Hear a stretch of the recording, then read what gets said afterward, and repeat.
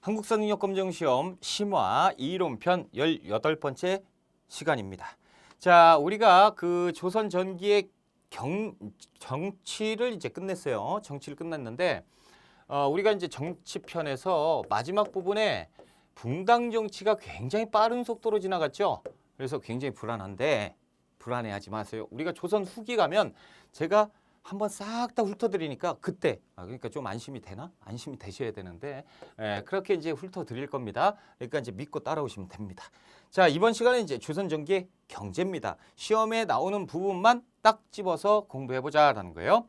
자, 조선 전기 농본주의의 경제 정책인데 당연히 농본 중농주의죠. 그렇죠? 중농. 그리고 상공업은 어때요? 억제하는 이런 부분이에요. 그래서 중농억상이 지배적입니다. 왜 그러냐면 유교가 팽배하잖아요. 그래서 성리학적 유교 이념입니다.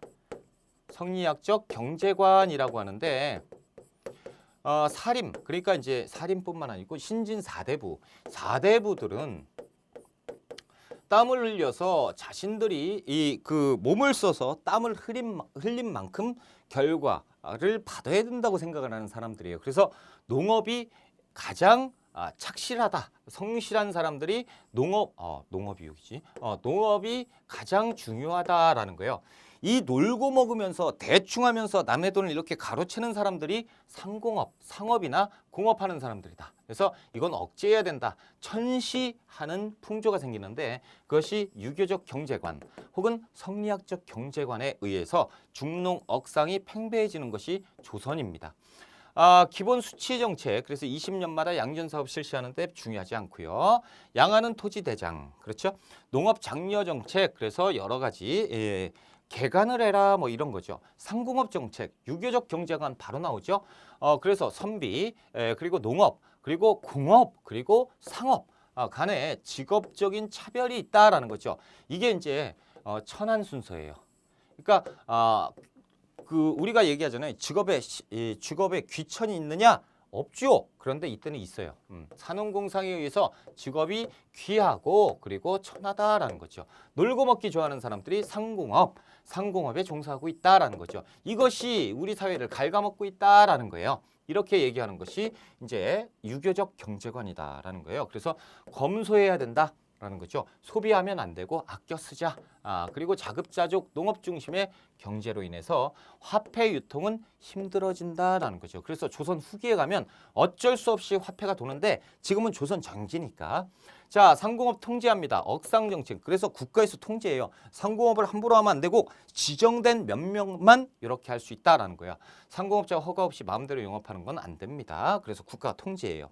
상공업 발전 16세기 이후에 통제력이 점차 약화지고 전쟁 같은 거 막 하고 양반들이 별거 아니구나 이렇게 생각이 될 때 이제 그 국가 통제가 조금 흐지부지 되겠죠. 그러면서 상공업이 이제 발전하게 돼요.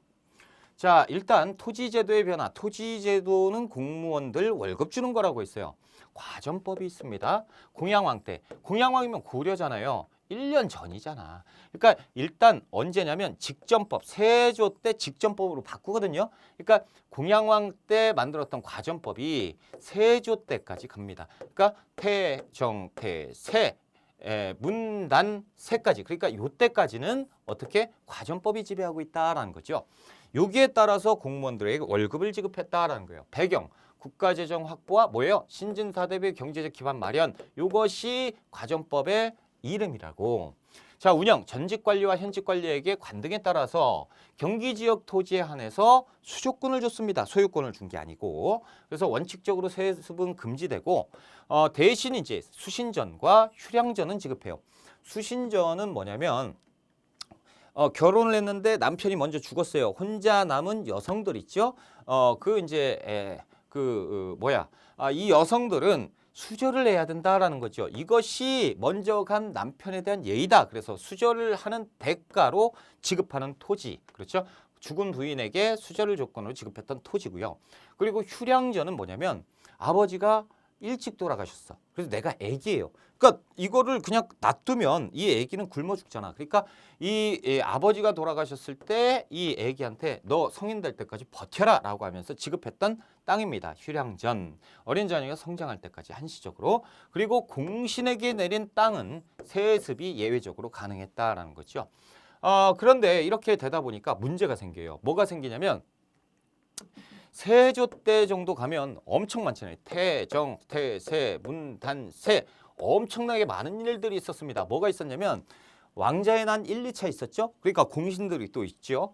그리고 좀 있다가 계유정난이 있었죠. 뭐 이런 것들. 그러니까 공신들이 막 늘어버리는 거예요. 그러니까 공신들한테 땅을 줘야 되는데 이때 웬만하면 다 줬기 때문에 땅을 막 공신들이 폭발적으로 느니까 줄 수가 없고 또 무엇이 생기냐면 그 수신전, 휴량전을 받아가려고 하는 사람들이 엄청나게 많아요. 장부, 그러니까 족부를 유조해가지고 내가 저 사람 아들이다. 뭔 소리야, 성씨가 틀린데 양자였다. 뭐 이런 식으로 해가지고 아들이 막 생겨요. 그리고 여성들은 밤에는 물레방앗간에 자주 가는데 낮에는 수절을 하고 있다라는 거죠. 그러니까 이런 잘못된 이런 병폐들이 생겨요. 그러니까 세조 때 왕권이 강했잖아요. 이것들 봐라, 다 거짓말하고 있네. 야, 이딴 거 없애버려. 그래서 수신전, 휴량전을 폐지시키고, 자, 예전에 전직, 현직 관리 얘기해 줬잖아요. 야, 전직, 니들이 뭐 한다고 현직한테 줄 것도 없어. 야, 얘들 거 뺏어. 그래가지고 현직 관리에게만 땅을 주게 됩니다. 그러니까 조금씩 뺏는 거죠. 그런데 이게 가능했던 건 뭐야? 세조기 때문입니다. 그렇죠? 왕권이 강했기 때문에. 그리고 이제 관수관급제로 가게 되는데요. 자, 여기에서 문제점이 하나 생겨요. 뭐냐면 현직 관리에게만 주잖아. 그러니까 퇴직 관리? 퇴직을 이제 그러니까 이제 내가 이제 그 뭡니까? 은퇴가 한 3년 남았어요. 3년 뒤에는 정년이 찼기 때문에 이제 잘려요. 그럼 3년만 딱 남았는데 3년 뒤에는 토지를 못 받는단 말이야. 먹고 살 게 걱정되죠. 나 3년 남았구나. 그러니까 어떻게 해요? 3년 동안 부정부패를 막 해버리는 거야. 3년 동안 내 평생 먹고 살 땅을 다 챙기는 거죠. 그러니까 이제 부정부패가 막 생겨요. 수탈이 증가됩니다. 그러니까 수조권이 남용되죠. 이런 것 때문에 성종 때 가서 이런 병폐가 있구나. 그래서 관수관급제로 바꾸는데요. 국가가 이제 이 문제가 왜 생겼냐면 관리들이 수조권 때문 아닙니까? 그러니까 국가가 관리들한테 주는 거예요. 야, 네가 세금 걷어와. 그래서 네가 가져. 그러니까 관리들이 직접 가가지고 야, 돈 내놔. 그럼 딱 받아서 갔어요. 다음 날 또 가. 돈 내놔. 어제 드렸잖아요. 난 기억이 없는데. 막 이렇게 되면서 더 받죠. 계속. 그러니까 이게 문제구나라고 하는 거예요. 그래서 성종 때 관수관급제를 시행하는데 어떻게 하는 거냐면 국가가 직접 야, 니들 빠져. 관리들 빠져. 그래서 백성들한테 10분의 1을 받습니다. 그리고 이 받은 것으로 이제 월급을 주는 거야. 녹봉. 녹봉만 지급하는 거죠. 그러니까 그 관리들은 이제부터 백성들한테 내놔 할 수가 없어요. 국가가 직접 지배를 한다. 국가의 토지 지배권이 강화되었다가 관수관급제의 다른 이름입니다. 그래서 국가의 토지 지배권 강화라고 하는 거예요.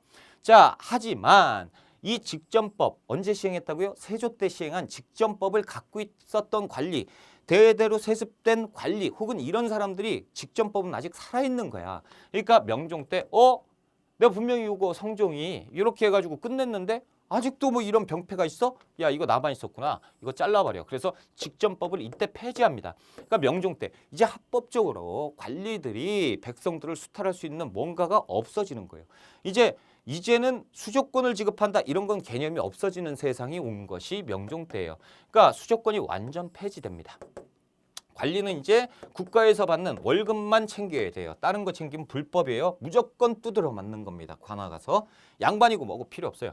양반들은 공전을 통한 수입이 이제 없죠. 자, 여기에 문제점이 있어요. 뭐냐면 공전이에요.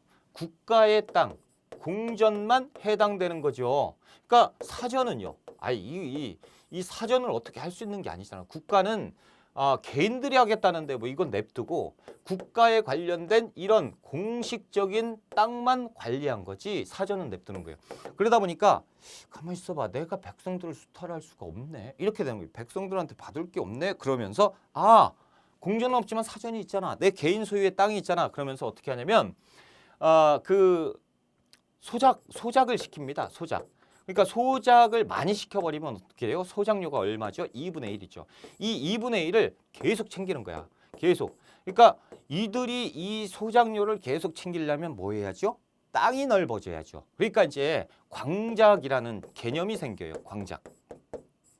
뭐냐면 A라는 관리가 원래 자기 땅이 요만큼이야. 근데 B, C, D 이런 개인 농민들의 땅이 있어요. 그럼 A가 한 100만 원짜리 한 150에 산다고 그래. 그러면 얘들은 먹을 게 없으니까 팔아요. 그러니까 A가 이것을 다 가져요. 그리고 그냥 땅 놀리는 거야. 왜요? 먹고 살만 하니까. 그런데 얘들은 1년 지나니까 그 땅 판 가격으로 다 돈을 써버린 거야. 그러니까 이제 먹고 살 게 없죠? 그랬을 때 A가 야, 니들 돈 안 벌 거야? 이렇게 되는 거죠. 아, 벌 땅이 없습니다. 그러면 잘 됐어. 야, 내가 여기에 땅 지금 놀리고 있거든? 야, 네가 와서 소작할래? 이렇게 되는 거죠.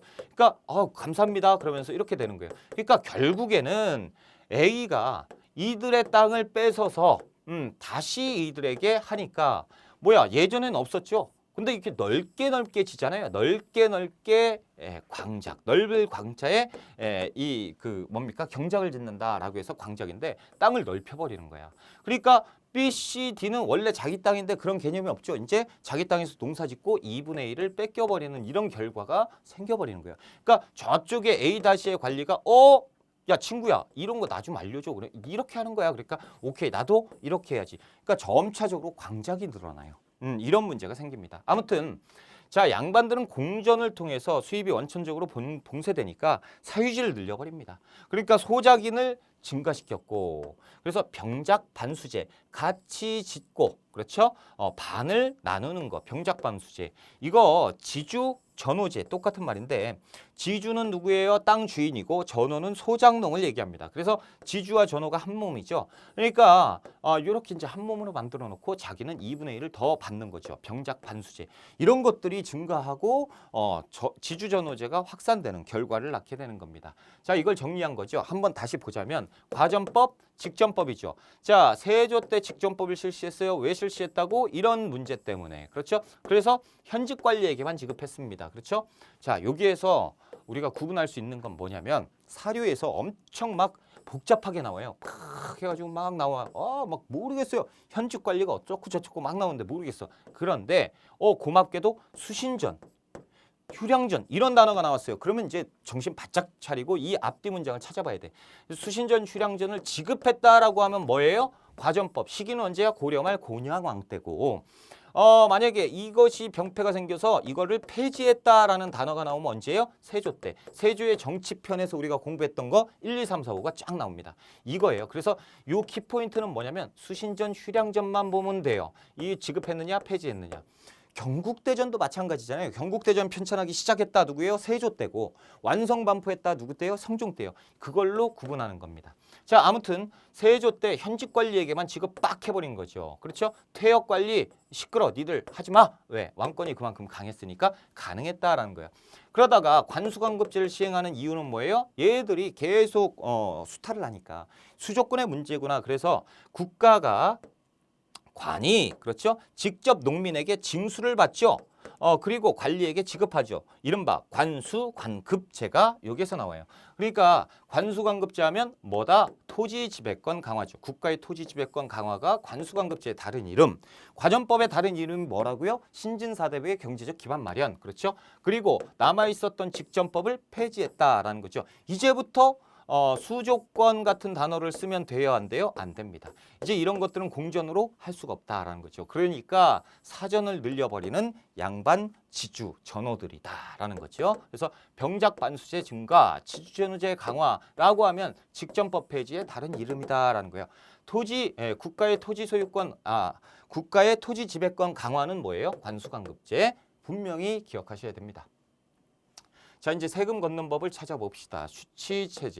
수치제도요. 조세공납역이겠죠. 조세공납역은요. 우리가 조선 후기 가면 자세하게 공부합니다. 그래서 여기에서는 특징적인 것만 공부할게요. 수학력 10분의 1을 징수하지요.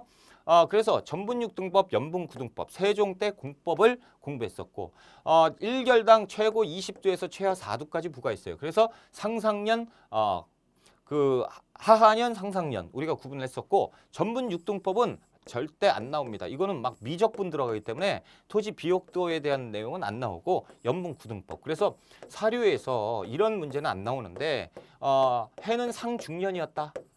근데 그 몇 두를 냈다. 뭐 이런 문제는 절대 안 나오죠. 예전에 벌써 한 20년 전에는 공무원 시험에 나왔었는데 이것도 이제 안 나와요. 공무원 시험에도 안 나오고 지금 일단 뭐만 알아야 되냐? 20두에서 최하 4두까지 부과를 시켰다라는 거죠. 세종 때 연분구등법 시험 문제 엄청 잘 나옵니다. 요거 꼭 아셔야 되고 조세 운송 어떻게 합니까? 조운제도를 통해서. 자, 조운제도는 뭐예요? 각 지역에서 요렇게 이제 세금을 걷어요. 그 다음에 이 바닷가 근처에 포 있죠? 여기에 창고가 있어요. 그래서 포창 요런 데다가 놓고 요걸 가지고 어디까지 가요? 경창까지 갑니다. 그렇죠? 여기에 가서 한양에 있는 이렇게 운반하는 제도. 그래서 지금 보면 죄다 어디? 배로 이렇게 운반하잖아요. 그렇죠? 됐습니다. 익류 지역이 있는데요. 익류 지역은 남아도는 지역이잖아. 말 그대로. 그렇죠? 자, 여기에서 보시면 익류 지역이 따로 이렇게 체크가 돼 있는데 익류 지역은 어디냐면 요 윗동네예요. 그리고 여기 제주도도 익류 지역인데 자, 보세요. 여기는 왜 그러냐면 여기에 이제 그 명나라도 있고 조금 이따 청나라도 있잖아요. 얘들의 사신들이 여기에 들어올 거 아니야. 그럼 사신 접대를 해야 되니까 뭐가 들어요? 사신 접대 비용이 들잖아. 그럼 어떻게 해요? 한양에다가 얘기해서 돈 받아가지고 여기에서 접대를 해야 되는데 그러지 말고 니들은 여기에서 직접 세금을 걷어서 여기에 이제 한양에다가 내지 마라. 단지 여기에서 니들이 알아서 자체 소비해라 라는 거예요. 이게 익류 지역입니다. 제주도는 멀기 때문에 때때로 그냥 냅두는 거고 그래서 이것이 조운 제도입니다. 자, 그래서 익류 지역 평안도 함경도는 국경에 가깝고 이렇게 있었기 때문에 그냥 냅뒀다. 제주도는 멀기 때문에 냅뒀다라는 거죠. 자체 소비하게 만들었습니다. 자, 조세를 공부했고요. 공납, 특산품인데 특산품은 몇 가지가 있느냐? 세 가지 있어요. 상공, 항시 정기적으로 내야 되는 특산품이 있고 별공, 별도의 공납입니다. 사신단이 도착했을 때 사신을 위해서 특산품 모아라 이런 거고 그리고 진상이 있는데 진상은 뭐냐면 진상부려 이게 아니고 진상은 뭐냐면 관찰사라든가 지방관 여기 이제 그 중앙에서 지방관을 파견하잖아요. 그러면 거기에 부임돼서 1년 혹은 5년 동안 이 지역을 통치할 수 있는 권한을 가졌잖아. 누구 덕분이에요? 왕 덕분에. 그렇지. 왕이 이렇게 임명해 줬으니까 고맙죠. 그래서 그 지역에 임명했을 때 왕에게 바치는 거예요. 그래서 진상한다고 하잖아. 왕에게 진상합니다. 그래서 제가 부임된 곳에서 이런 것들이 납니다. 왕에게 바칩니다. 라고 해서 바치는 거. 진상. 그러니까 이것들은 지들끼리 볼 때는 좋지만 이 백성들끼리 볼 때는 이게 뭐 엄청 힘든 거죠. 그래서 공납이 굉장히 힘들었다라는 거예요. 문제점은 뭐냐면 수를 맞춰야 되는데 흉년이 들었어요. 흉년이 들었는데도 안 돼. 수 맞춰 이렇게 돼요. 그러니까 A 지역에 흉년이 들어가지고 5박스밖에 생산을 못했어요. 그런데 얘들이 10박스 예전처럼 10박스네 이렇게 돼요. 그럼 5박스 B지역. 그럼 어떻게 하냐면 A 지역 다른 지역에 가가지고 5박스를 사서 맞춰가지고 줘야 돼. 이게 어떻게 특산품이에요. 특산품은 우리 동네만 나는 거잖아. 그렇죠? 이런 것들이 문제가 생깁니다. 그래서 이 박납의 폐단은 우리가 조선 후기에 가면 제가 자세하게 알려드릴 거예요. 자, 역입니다. 역은 두 가지가 있죠. 군역과 요역이 있어요. 그래서 정군과 보인 보법이잖아요.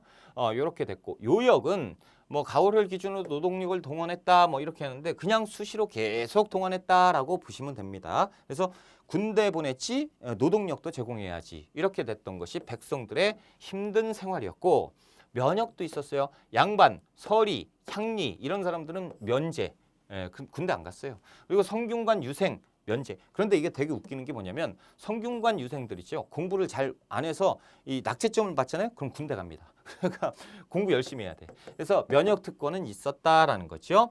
됐어요. 기타 보시고 세금의 용도 뭐 여러 가지로 썼다라고 보시면 되겠죠. 세금의 용도를 어떻게 썼느냐 이렇게 물어보지는 않아요. 자, 이제 조선 전기의 경제 발전, 그래서 양반과 농민의 생활 또 나오죠. 양반들은 잘 살았겠죠. 어떻게 자신의 배를 채웠는지 보자. 과전, 녹봉, 그리고 토지, 노비 이런 것들을 증가시키면서 자신의 배를 채웠고요. 농장을 경영했다라는 거죠. 자, 노비를 통해서 자신의 경작하고 병작반수의 형태로 자신의 땅을 계속 경작을 시킵니다. 대략 200마지기 잘 모르겠죠. 4만 평에서 6만 평 이렇게 갖고 있었어요. 40만 평 이상의 소유자도 있었습니다. 그것이 다 논과 밭이야. 와, 지금도 엄청난 건데, 그렇죠? 자, 노비를 소유하고, 노비는 재산의 형태이기 때문에 노비가 많으면 많을수록 재산이 많은 거예요. 돈이 필요하죠? 그럼 저 노비 하나를 갖다 팔면 되는 거죠. 그래서 이렇게 했었다라는 거죠. 노비에 대한 내용은 우리가 그 고려시대 때 자세하게 했고 그거하고 비슷합니다. 자, 농민의 생활. 아이고, 양반할 땐 양반의 생활 그랬는데 농민 생활. 아이고, 이거부터 나오죠. 농민 생활은 굉장히 힘들었겠죠. 자, 국가의 민생안정책 바로 나오는 게 민생부터 챙기잖아요. 국가가 백성들이 얼마나 힘들었겠어요. 그렇죠? 국가는 이 세력가들이 토지 약탈하는 걸 규제를 했으나 잘 됐겠습니까? 안 됐어요. 국가의 농업 견장, 그리고 개강 장려, 그리고 수리시설, 저수지 같은 거 확충시켜주고, 그리고 이제 세종 때 농사직설, 세종대왕이잖아요. 세종대왕 대단한 사람이에요. 궁 안에다가 텃밭을 만들어 놓습니다. 그리고 일정 부분 매일 시간 되면 자기가 경작을 해요. 왕이 농사를 짓는단 말이야. 그리고 거기에 기록을 다 해놓습니다. 그래서 우리 이 실정에 맞는 농사 대법전이 생기는데 그것이 농사직설이에요. 농법서가 우리 실정에 맞는 농사직설 세종 때 절대 모르면 안 되죠. 사시찬요, 금양잡록 이런 것들이 있었고요. 농업기술의 발달, 조보리콩의 윤작법이 일반화됐고요. 모내기가 남부 일부 지역에 제한됐지만 점차적으로 확대되는 모습. 이것들은 뭐 언제 고려하고 좀 비슷하죠. 12법이 발달합니다. 12법이 발달해서 이제 휴경지가 없어져요. 조선 전기 때 이렇게 됩니다. 그리고 뭐 농기구가 좋아지고요. 목화 확대로 옷을 많이 면옷을 입게 되게 되겠죠. 자, 그런데 농민들은 그래도 먹고 살기가 힘들어요. 그러니까 먹고 살 게 없으니까 쌀도 없고 에이 그냥 집 버리고 그냥 저쪽 가서 살자 이런 사람들이 많아지니까 농민 이탈하는 거를 막아야 돼요. 그래서 구황차료 같은 것을 보급해서 잡곡, 도토리, 나무 껍질 이런 걸 가지고 막 가공해서 먹을 수 있는 방법을 책으로 만들었다라는 거죠. 이건 참 어이가 없는 거예요. 자기들은 흰 쌀밥 먹고 농민들은 이렇게 해서 껍데기 해가지고 구워서 죽 같은 거 해가지고 먹으라고? 그렇죠? 자, 법적 통제는 호패법, 오가작통법 이런 것들이 있는데 호패법은 아시죠? 그리고 오가작통법은 자, 이 5가구를 하나의 통으로 묶어버리는 겁니다. 하나의 통으로 묶어서 1, 2, 3, 4, 5를 하나의 통으로 묶어서 여기에 부과하는 거예요. 세금을. 그러면 2번이 나 세금 내기 힘들어. 그래서 도망갔어요. 근데 얘들은 5박스를 내야 된단 말이야. 세금을. 한 통에는 5박스 내라 이렇게 됐어요. 근데 한 명이 도망갔죠? 그러면 1.25박스를 서로 부담을 해야 돼. 한 명이 더 나가면요. 와, 한 명이 더 나가면 2가구만 남았어요. 그러면 어떻게 2.5박스 이거 뭐 어떻게 하자는 거야? 다 도망가겠지. 그러니까 오가작통법을 해놓으니까 한 명이 도망가려고 하잖아요. 그러면 4명이 말려. 야, 너 가지 마. 너 도망가면 야 우리 어떻게 살란 얘기야. 도망가지 마. 이렇게 해서 묶어버리는 통제가 되는데 오가작통법. 별로 안 좋은 거죠. 그렇죠. 우리 입장에서는 되게 안 좋은. 자, 농서간행. 그래서 농사직설, 사시찬요, 금양잡록인데 농사직설 우리나라 풍토에 맞는 씨앗 저장법, 토질 계량법, 모내기법 이런 것들을 세종 때 만들었다라는 거죠.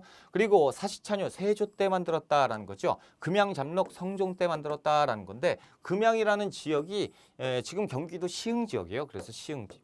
그리고 사시찬요 사계절을 얘기하고 있다라는 거죠.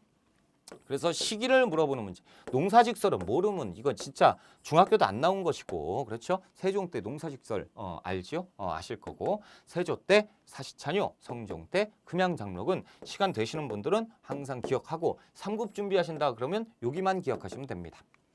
자, 기타 산업의 발전, 수공업, 관영수공업, 조선 전기니까 관영이. 그러면 조선 후기는 뭘로 가겠어요? 후기에는 당연히 민영수공업이 발전하겠죠. 하지만 지금 조선 전기니까 관영수공업. 그래서 기술자를 공장 안에 등록합니다. 기술자는요. 일정 부분 몸을 써가지고 막 이렇게 업무를 담당하는 사람이잖아. 그런데 이들에게 역을 또 부과를 해요. 그러니까 역을 부과하면 얘들은 이중으로 역을 하나는 이렇게 해서 그래도 대가 조금 받고 그럴 수도 있는데 요거는 노역에 가면 이거는 그냥 무료 봉사니까 짜증나잖아요. 그래서 도망가는 사람들이 많아서 공장 장부를 만들어요. 그래서 그 기술자 명부를 만들어가지고 여기서 항상 출석 부르고 체크를 했다라는 거죠. 관청에서 필요한 것들을 제정하게 했다라는 거죠. 예외적인 사익 추구가 있었어요. 그래서 이들은 이 업무 시간 끝나잖아요. 그럼 6시 땅 퇴근하면 퇴근 안 하고 자기 걸 만들어. 그래가지고 이것을 밖에다 내다 팔고 이익 얻는 거는 허용을 해줬어요. 대신 거기에 따른 세금은 내고. 요거. 자, 기타 수공업, 양반 사치품, 농기구 생산한 민영 수공업과 자급자족 뭐 이런 것들, 간의 수공업도 있었다라는 거죠. 자, 상업 한번 봅시다. 시전상인. 상업은 일단 억상책인데요. 그래도 막무가내로 이렇게 억누를 수는 없었어요. 그래서 상업은 인정을 해줬는데 그것이 이제 대표적으로 시전상인이 있습니다. 시전상인은 어떤 사람이냐면 자, 그 궁이 있죠? 경복궁 있잖아요. 경복궁 앞에 종로거리가 있어요. 종로거리. 여기를 상점으로 인정을 해줬다고. 이 상점거리, 종로거리. 그래서 이들은 이 관청에다가 세금을 납부합니다. 세금을 납부하면 일정 부분 여기에서 상행위를 할 수 있는 그 허가를 해줬어요. 그래서 어떤 허가냐면 시전상인들에게 의전, 독점 판매권 6개의 물건을 니들만 팔 수 있게 해줄게 라는 허가를 해줬으니 이것은 관에서 허가받은 상인 관상, 관어상인 줄여서 관상이라고 부릅니다. 이들이 이제 그 시전상인이고요. 이 시전상인들이 나중에 엄청 열받는데 자 보세요. 난전이 있습니다. 난전은 말 그대로 난잡한 상인들이에요. 그러니까 지금도 있어요. 막 그 자판 펴놓고 요 자릿세도 안 내고 그냥 막 상행위 하는 사람들 있잖아요. 그래서 구청에서 관청에서 단속 뜨면 호루라기 불 삑 하면 막 짐승 막 도망가는 난전입니다. 시전상인은 그렇지 않죠. 돈 내고 이렇게 떳떳하게 장사하니까. 근데 난전은 이렇게 사상이에요. 사상. 그렇죠? 그래서 시전상인들이 얘기합니다. 우리 유기전 독점 판매권 있어. 그래서 유기전을 못 팔아요. 다른 걸 얘들이 파는데 유기전을 파는 애들도 있어. 그러니까 짜증 확 나죠. 관청에 난전 단속을 해달라고 요구를 합니다. 그러니까 관청에서 알았어. 그래가지고 이제 호루라기 불고 싹 해요. 그러면 애들 삑 하면 이제 사라져. 깨끗해져요. 그 다음에 이제 공무원이 집에 가요. 다시 관청으로 돌아가면 다시 또 모여가지고 이렇게 돼. 그러니까 이 시전상인들이 이제 입 대빨 나와가지고 얘기하는 거예요. 나 이제 이 돈 안 내. 돈 안 내. 나 세금 안 내고 나도 똑같이 이게 난전할 거야. 라고 얘기하니까 그러지 말고 차라리 우리 엄청 바쁘잖아. 공무원이 뭐 이것만 일하냐. 그러니까 우리가 그 권한을 줄게. 뭔데? 난전을 금지할 수 있는 권한, 이른바 금난전권을 지급합니다. 그러니까 이제부터 시전상인들이 어떻게 하냐면 이 난전이 왔다 그러면 삑 해서 쫙 해서 시전 써 있어. 금난전권 갖고 있죠. 그래가지고 이쪽 가가지고 막 다 때려 부시는 거예요. 그러니까 아니 왜 그러세요? 막 이렇게 되죠. 다 때려 부시고 야, 나 이거야. 금난전권 있어. 막. 그러니까 이제 이 상인들이 열받죠. 그래서 난전이 조선 후기에 가면 야 니들끼리 해. 그래가지고 이 종로거리는 시전상인 관상이 하고요. 그리고 저기 이 서울 외곽 변두리, 이연, 칠패 요런 데 가가지고 난전을 하게 된다라는 거죠. 그래서 유기전 독점 판매권과 금난전권을 가지고 있었던 것이 누구다? 시전상인이에요. 그래서 관에서 허가받은 상인 관상입니다. 그래서 독점 판매권 유기전이 뭐냐? 명주, 종이, 어물, 모시, 삼배, 무명 이 6가지인데 외울 필요 없다라는 거예요. 그래서 뭐만 하시면 돼요? 유기전 독점 판매권.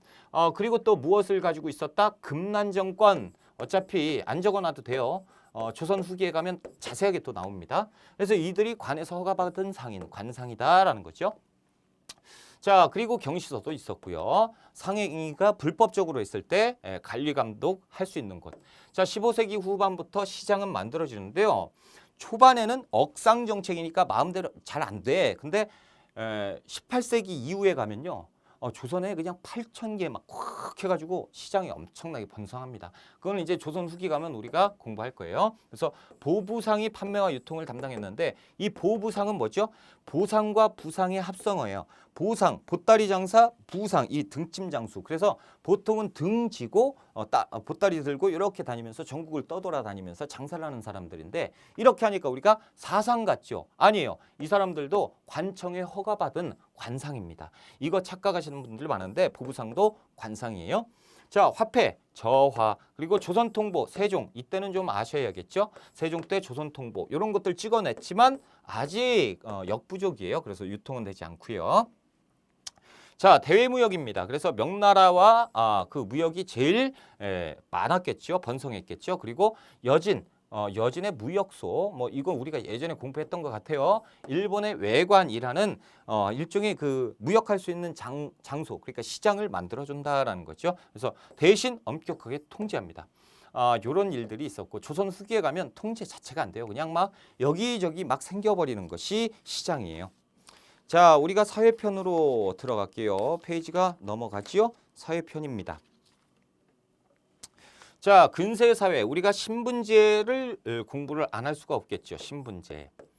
자, 신분제. 그래서 우리는 신분제. 조선시대 신분제는 4신분으로 알고 계신데 그건 맞을 수도 있고 틀릴 수도 있는 거예요. 원칙은 뭐냐면 2신분입니다. 자, 양인과 천민으로 딱 두 개로 구분하는 것이 양천제, 앞자 따서 양천제입니다. 이 양천제가 조선의 근간을 이루는 제도예요. 그래서 양인과 천민 딱 2신분으로 구성이 되는데 이게 이제 문제가 되죠. 그렇죠?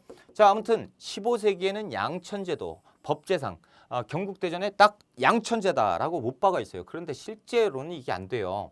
양인, 천민 천민은 구분할 필요가 없어요. 천민은 그대로 천민이니까. 근데 양인에서 문제가 생기는 거죠. 양반이 있죠. 양반이 있어요. 근데 평민이 있단 말이죠. 평민이 있는데 이 평민도 아닌 것이 양반도 아닌 것이 이상한 신분이 하나 생겨요. 뭐냐? 서얼 이런 사람들. 그렇죠? 평민보다는 높아야 되고 양반보다는 낮아야겠죠. 이런 신분들이 조금씩 생기면서 중인이 되고 평민도 이름이 상민이 되는 거예요. 그래서 이 반상의 법도라고 얘기를 하잖아. 이 반상의 법도가 있는 조선에서 막 이런 얘기 들어보셨죠? 이게 반상제입니다. 실질적으로 15세기에 법으로는 2신분, 양천제도로 구분을 했지만 16세기 이후에 가면 반상제도로 4신분으로 갑니다.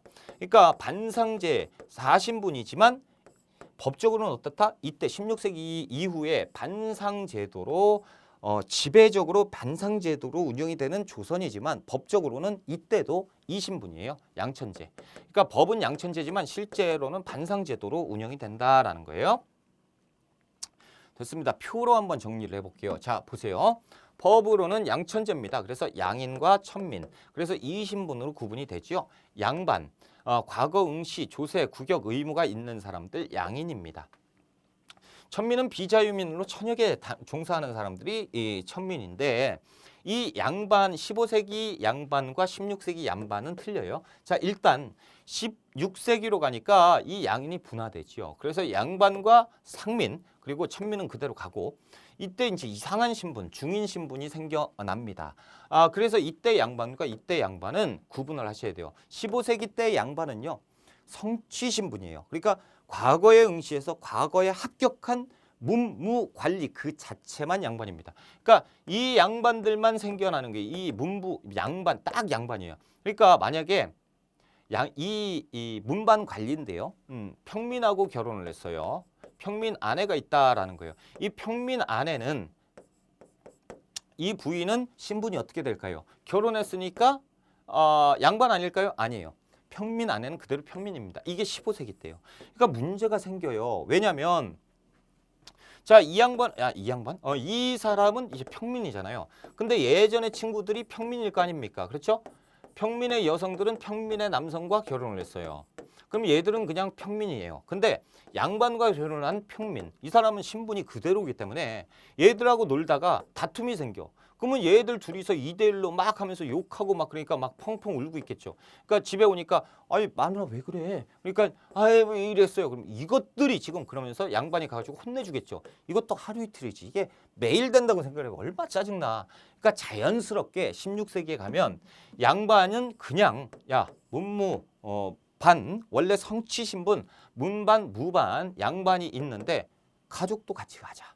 그래서 가족이 가는 거예요. 그러니까 이제 이 부인은 결혼함과 동시에 신분이 양반이 돼버리는 거야.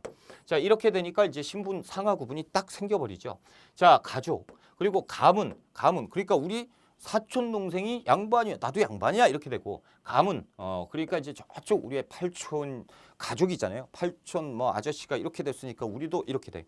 자, 그리고 고관도 독점하고 국역은 면제되는데. 자, 문무 양반, 이때 양반들이요, 자신의 특권을 유지하기 위해서 여러 가지들을 합니다.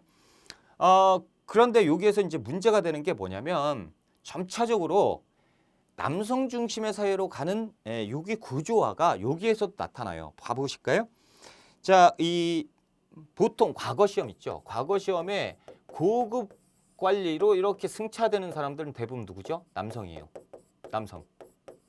자, 그러니까 이제부터 우리 집의 신분을 좌지우지하는 사람은 남성입니까? 여성입니까? 남성이죠. 남성이니까 아들을 낳았다 그러면 야, 너는 공부 열심히 해야 돼. 열심히 해서 과거에 급제해야 돼. 이렇게 되는 거죠. 남편하고 지금 결혼을 했어요. 평민인데 과거 시험 준비하겠대. 그러면 과거 시험 하라고 너는 공부만 해. 내가 가서 품팔이 해가지고 돈 다 벌어가지고 막 지원하는 거예요. 왜? 자, 이 친구가 이제 과거에 급제해서 나중에 이품 관리, 정이품 관리가 됐어요. 당상관이 딱 됐어요. 그러면 나도 당상관이 되는 거야. 그러니까 우리 아들 딱 해가지고 아들 낳는데 과거 시험에 급제했어요. 그래서 착 해가지고 그 아들, 그러니까 우리 집에서 그 남성이 몇 품의 지위를 얻느냐에 따라서 우리 가족 가문이 똑같이 몇 품이 되는 거야. 그러니까 남성 중심의 사회로 가는 거예요. 아들이 공부를 해서 우리 집을 일으켜 세워야 돼. 이렇게 되는 것이 점차적으로 가면서 남성 중심의 사회로 가게 되는 거다라는 거죠. 자, 일단 옆으로 좀 샜는데, 자, 상민은 농민, 수공업자, 상인, 신랑, 역천인이에요. 이름은 상민이지만 상업에 종사하는 사람은 상인이라고 불러요. 상민이. 그래서 반상의 법도다라고 얘기를 하는 거예요. 이렇게 앞잡아서 반상제, 앞잡아서 양천제 이렇게 부르는 것이고, 중인, 향리, 서리, 기술관, 군교, 역관, 의관, 서얼 이런 사람들은 애매하죠, 신분이. 그렇다고 하급 관원이면 이 평민보다는 높잖아요. 그래서 중인 신분으로 가게 된다라는 거예요. 됐습니다. 이 양반의 개념 방금 설명드렸죠. 15세기에는 이 성취 신분이었는데 이제 가족까지 이렇게 세습되는 세습 신분으로 간다라는 거죠. 그래서 당신들의 그 특권층을 형성하기 위해서 자신만의 가문만 이렇게 이제 문벌화 시켜버려요. 그래서 향리, 서리, 기술관, 군교 이들은 야, 니들이 어디 뭐 여기에서 같이 놀려고 그래? 저를 내려가. 그래서 중인으로 격화시키고요. 서울은 관직을 일부러 진출을 제한합니다. 왜? 자신들의 특권을 유지하기 위해서. 만약에 서얼들이 양반의 발현에 오른다면 나랑 똑같아지잖아. 아니, 우리 아버지 어머니는 다 양반이에요. 근데 쟤네 아버지 어머니가 천민이고 평민인데 나랑 똑같대. 안 되잖아. 그래서 낮춰버리는 겁니다. 그것이 여기 서얼이에요. 서얼. 그래서 서얼들은 중인일 수밖에 없어요. 특권, 정치적 관료층이고 고위 관직을 독점했고요. 배도 부르죠. 그렇죠? 그리고 군대도 안 가요. 얼마나 좋아. 그렇죠? 중인, 양반과 상민 중간계층입니다. 그렇죠? 그래서 서리와 향리, 그리고 기술관, 군교, 서얼, 그리고 역관, 통역관을 얘기하는 거죠. 이들은 다 중인이고, 중인이지만 평민보단 높아야 되니까 약간의 특권은 있어야죠. 그렇죠? 그래서 같은 신분 안에서 혼인하면서 자신들의 중인 계층도 유지하려고 노력을 해요. 자, 관청 주변에서 거주해. 5분 대기조예요. 5분 대기조. 그러니까 관청에 만약에 불이 났어요. 그러면 어떻게 해요? 불을 꺼야죠. 누가 꺼요? 중인들이 가가지고 바꿔야죠. 그렇지? 양반들이 끌까요? 안 되잖아. 그래서 관청 주변에 거주하고요. 뭔 문제가 생겼다라고 하면 맨 뛰어가서 이 자벽에 종사하는 사람들이잖아요. 그러니까 막 뛰어가지고 다 터 닦아놓고 다 해야 돼요. 누가 오기 전에? 양반들이 오시기 전에. 그러니까 관청 주변에 살아야 되고요. 전문 기술이나 행정 실무에 담당합니다. 역시 이들도 군대를 가면 나 이런 것도 하고 이런 것도 하기 힘들잖아. 그래서 특권은 줘요. 군역의 의무는 없습니다. 자, 상민, 천민, 피지배계급이잖아요. 힘들죠. 농민, 조세, 공납, 역의 의무가 있고요. 수공업자, 관영, 민영 수공업에 종사했고 국가 통제 아래 상행위에 종사했으니 얼마나 힘들었겠어요. 그렇죠? 그리고 산업공상에 의해서 이들 상인은 농민보다 낮은지 되게 웃기죠. 상민 똑같은데 농민이 최우선, 그리고 최아래 상민이에요. 상인. 그러니까 농민이면 상인이면 똑같은 신분인데 농민한테 함부로 하면 혼날 수 있어. 왜? 낮은 지위니까. 뭐야 이게. 하여튼 이렇게 됐어요. 자, 그리고 신량 역천인인데 신분은 양인이지만 천한 역에 종사하는 사람들. 그래서 칠반천인. 그래서 7종류의 사람들이 있습니다. 신량 역천이라고 하는데 분명히 이들의 신분은 양인이에요. 천역에 종사하는 사람들. 지위, 과거 응시의 자격은 있으나 현실상 어렵죠. 이것은 이제 고려시대하고 거의 비슷해요. 어디 상민이 이 상것이 욕이 아니에요. 이 상것이 말이야. 어디 양반들하고 겸상을 하고 지가 양반이 되려고 말이야. 이렇게 되죠. 그래서 군공을 세워서 신분 상승은 가능했으나 중인 뭐 이렇게 되겠죠. 그러면서 이제 조금 있다가 조선 후기에 가면 어떻게 이들이 열받잖아요. 특히나 돈 많은 사람들 어디 있어? 이렇게 이 사람들이 그냥 돈 주고 양반 사버리는 거야. 그러면서 니들이 그동안 이렇게 했지? 막 하고 지르고. 자, 천민입니다. 백정. 자 보세요. 백정이죠. 이 백정은 고려시대 때 농민을 얘기하는 건데 지금 조선시대에 오니까 백정은 도축업에 종사하는 사람으로서 천민입니다. 무당, 창기, 노래 부르는 기생, 공노비, 그리고 또 어디 있어? 산노비. 그렇죠? 노비의 지위는 똑같습니다. 그래서 재산으로 취급되었고 노비의 신분, 지금 조선 전기죠? 노비의 신분은 어떻게 돼요? 일천즉천이에요. 일천즉천으로 가게 됩니다. 그래서 고려시대 때 한쪽이 천하면 즉시 천한 제도가 이 조선 전기까지 이어지게 됩니다. 자, 이제 조선 전기의 사회와 제도, 여러 가지 사회 제도를 볼까요? 중농 정책 말할 것도 없죠. 농본 정책은 뭐 엄청나게 중요하죠. 됐고요. 자, 사회 정책, 빈민구제책, 고구려의 진대법이 있었고요.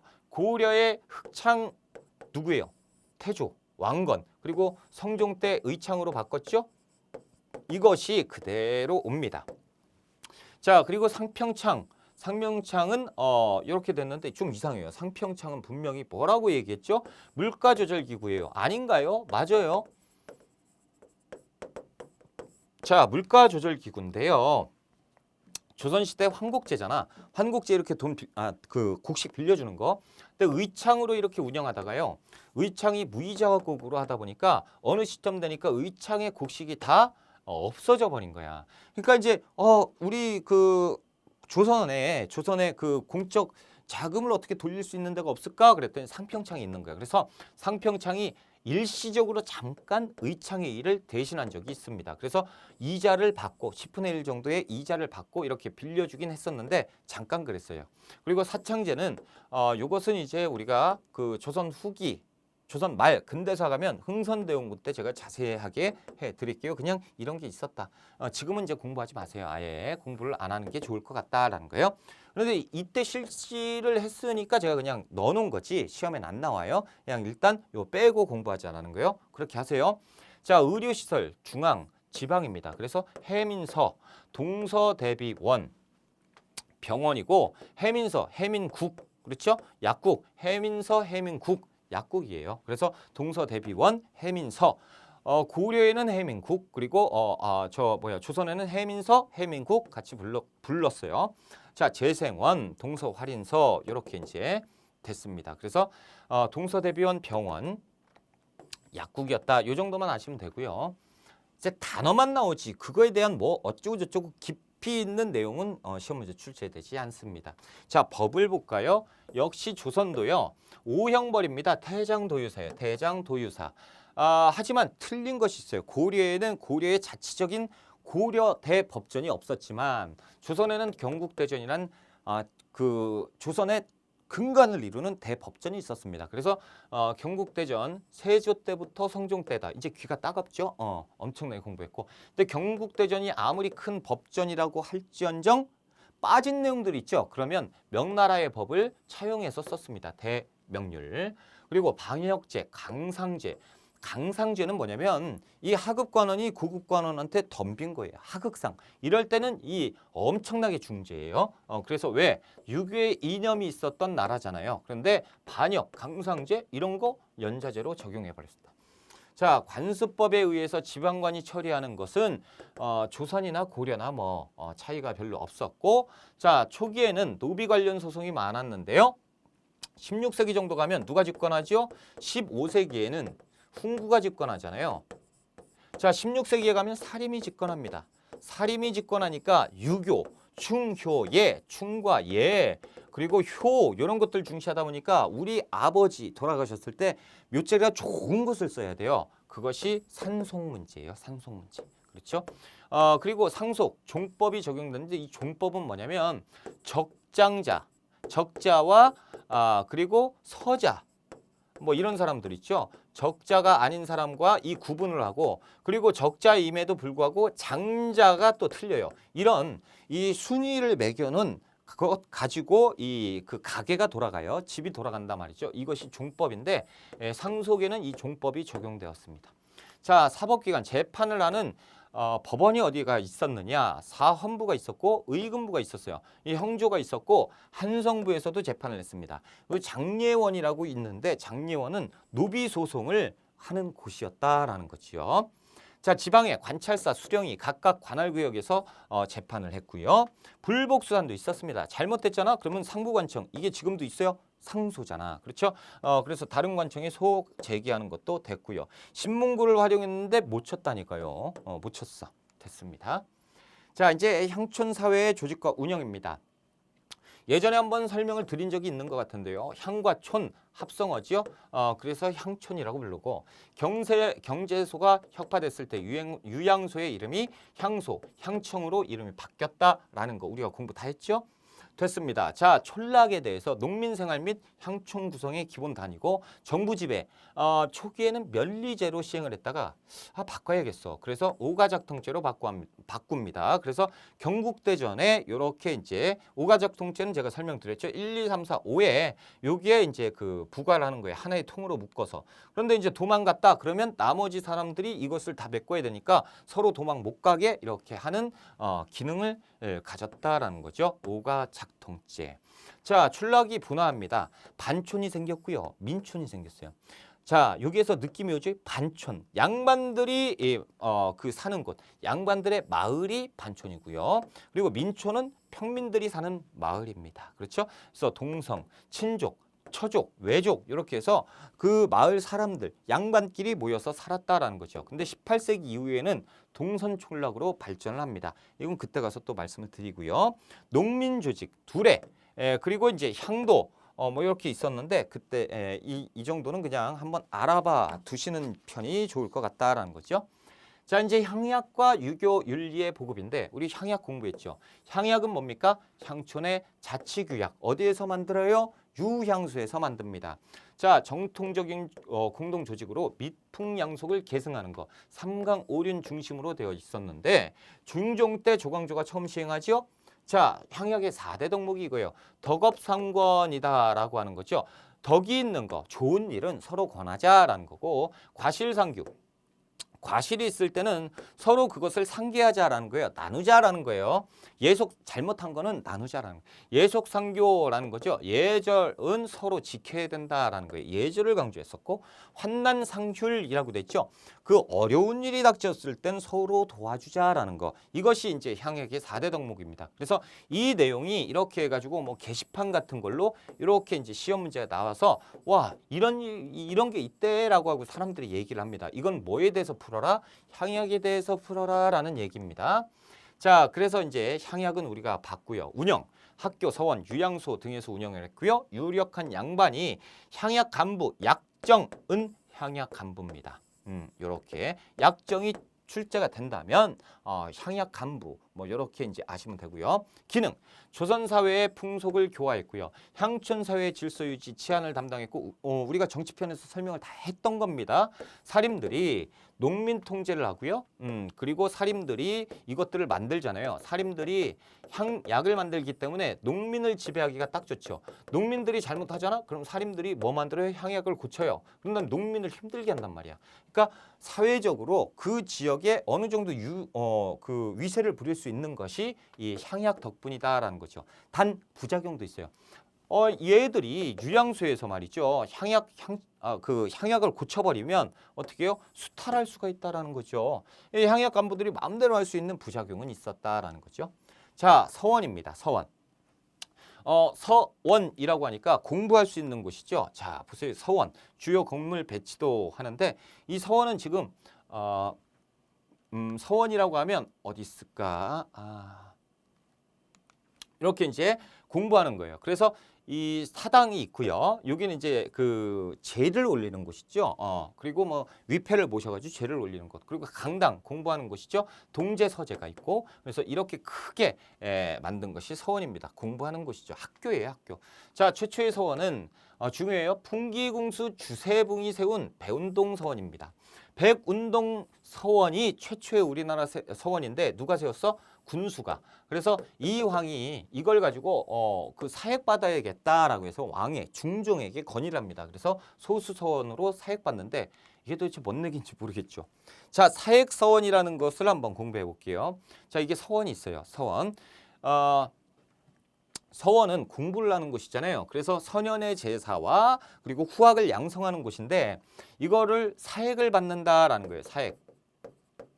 자, 사액은 어떤 것이냐? 여기에 이제 서원의 이름이 있잖아요. 자, 이 서원이 백운동 서원입니다. 분명히 이름이 백운동 서원인데 이황이요. 이황이 이 서원은 국가에서 지켜줘야겠다. 그래서 왕에게 중종에게 건의합니다. 중종이 그러면 사액 받아라라는 거죠. 그러면서 중종이 뭐라고 하냐면 소, 수, 서, 원이라는 이름을 간판을 손수 딱 써줍니다. 그러면 이 간판을 여기에다가 소수서원이라고 해서 달아버리는 거예요.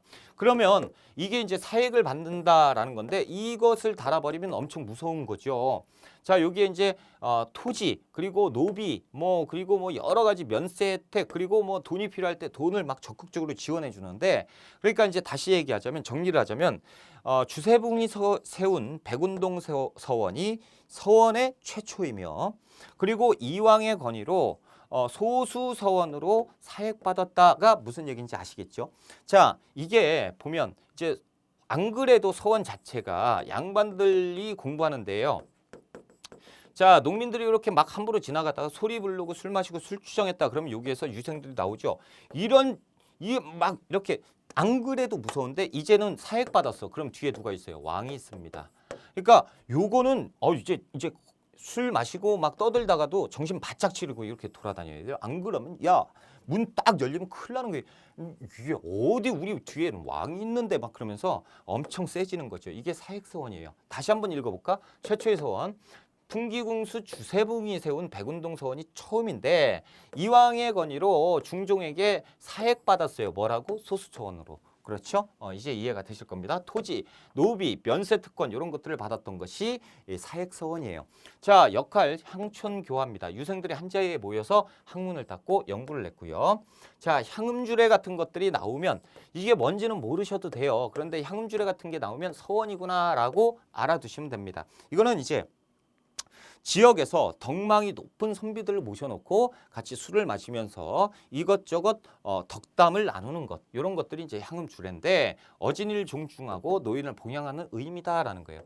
자, 여기서 서원에 대한 기능 여기에 나옵니다. 두 가지는 꼭 아셔야 돼요. 후진양성과 선현을 추모하는 거예요. 그렇기 때문에 저 안쪽에 사당이 있잖아요. 공부하는 강당이 있고 사단이 있습니다. 자, 사림들의 후진양성 그리고 이렇게 추모했다라는 거. 그래서 후진양성과 선현을 추모했다라는 것이 서원이에요. 자, 예학과 보학이 발달했습니다. 예절 그리고 보학. 자, 예절을 중시했죠. 그래서 종족 내부의 의례, 삼강 오륜, 가부장적 종법 질서로 구현이 된다라는 거죠. 남성 중심의 사회로 가는데 일조를 했던 것이 예절 학문이에요. 그래서 향촌의 지배 세력이 강화되고요.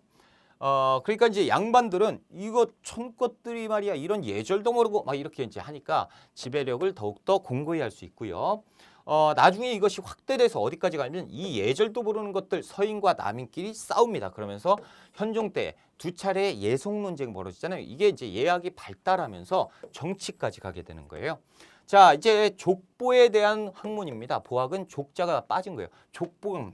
그래서 이제부터 이제 양반이라도 똑같은 양반이라도 차별화가 되는 거죠. A하고 B하고 이렇게 갑니다. 그래서 우리 같은 양반끼리